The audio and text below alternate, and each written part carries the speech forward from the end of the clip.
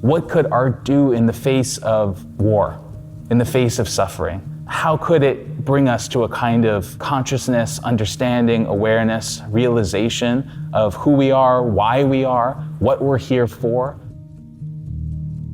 Hi, I'm Oliver Shultz, Chief Curator here at Pace Gallery in New York.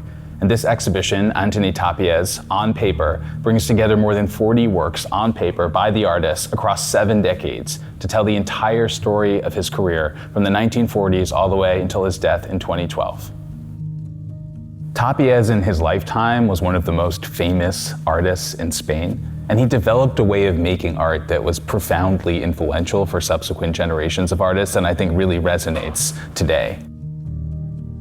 In his late teens and early 20s, Tàpies developed tuberculosis, and he was hospitalized for a period of more than 2 years. During that time, he taught himself how to draw, and he sat in bed and read philosophy. He read about what's happening in the Surrealist movement. The coinciding of Tàpies' illness and the Spanish Civil War are the two events that become the prism through which all of his art is later refracted. In 1949, he makes this watercolor depicting a kind of fantastical beast that evokes a cat, but also a demon or an angel, a monster, some kind of surrealist creature or entity that looks very much like it could have come out of one of the works of Paul Klee. So he's really thinking about surrealism, but he's experiencing it not firsthand because he's stuck in Barcelona behind the curtain of the fascist regime. Very quickly, he begins to move from surrealism into a kind of materialist mode of art making that's deeply poetic and deeply devoid of imagery and more about symbol. For Tàpies, paper was a carrier of meaning in its own right. It was a site of action. It was materiality. He treated paper almost in a sculptural way, and you see that in these series of collage works from the 1960s. He's also thinking about a kind of language of symbol that develops into a repertoire.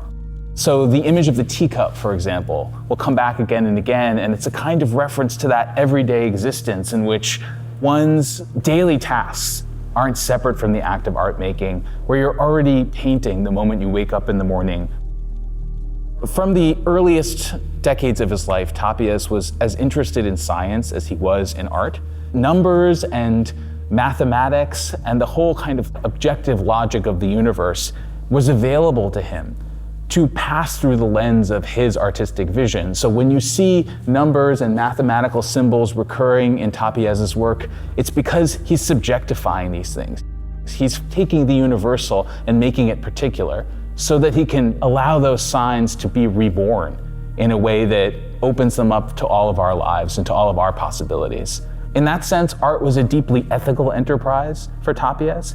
Ethics and politics were just intimately tied up in aesthetics for him.